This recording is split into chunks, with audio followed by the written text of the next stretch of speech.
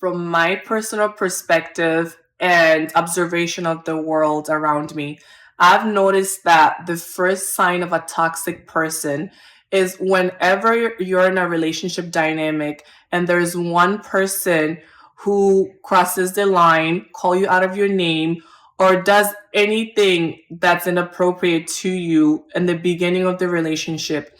And once you call them out on what they're doing, and the person in the wrong initially will start to play the victim and start saying things like, I'm sorry, I didn't mean that. Oh, I don't know what's wrong with me. I'm so messed up. Oh my God, what's my problem? And they're doing these things to disarm you so you will feel bad for them. And the minute you start to feel bad for them and you start making excuses for their bad behavior, that's when you subconsciously have just co-signed their toxicity and you're gonna find yourself in a toxic dynamic. Because what you're telling this person subconsciously is that you're the type of person that accept excuses for bad behavior and that you're easily swayed from your boundaries, and that as long as they just apologize and continue to do the same thing, that you're the type of person who's gonna forgive them. And that's toxic. And in order for you to cut the toxicity off from the beginning of the relationship is right when you see some bad behavior, anything that's inappropriate to you, that crosses your personal boundaries, that goes against your morals and values, and how you expect to be treated in a relationship dynamic, you need to call it out right away and let it be known that it's not okay.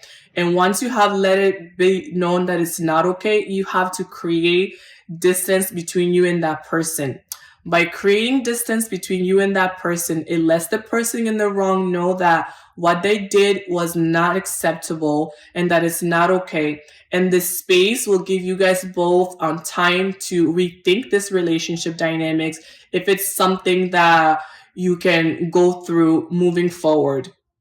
I am the type of person personally, once a person show me who they are the first time, I am out. I'm instantly turned off whatever emotions I had for them, because there's something about me that when the hairs in my skin crawls up and stands up and I get any kind of bad energy from you, my survival instinct goes off automatically and I see danger and I am just out because I'd rather be safe than sorry.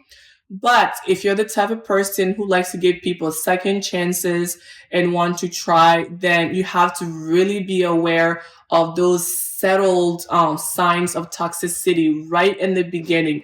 Because what you tolerate from the beginning is gonna continue and it's gonna become a cycle. And the more entangled you become in the more emotions you have in the relationship, the harder it is to really stand your ground. So you have to really be aware and call it out and put a stop to it from the beginning and create distance to let it know that this will not be okay. I will not tolerate this in this kind of relationship dynamic. I will be out. And it has to be crystal clear, right? And so that's what I've been observing from relationship dynamics, watching movies, in real life, my own personal experiences. That's what I've noticed, that people always show you a sign in the beginning. They have subtle patterns to test you. And once you fall for the test, and it's subconsciously just let them know that you're the type of person that's gonna take abuse. So you have to be the type of person that any sign of abuse or abusive traits, toxicity, is just not gonna fly with you. That just, you have to be allergic to toxicity, literally. And so that's the message today. Be aware. And also, I would say too, in order to protect yourself and to have strength, you need to really pray. You need to love God more than you love any human being. Your love for the Lord has to be greater than the love of anyone outside of you. Because once you love God more, then it will give you strength to always be willing to walk away and not tolerate any type of toxicity, because you know what? Life is too short. You deserve to be happy. You deserve to have peace. You deserve to have a fulfilling, happy life. Okay?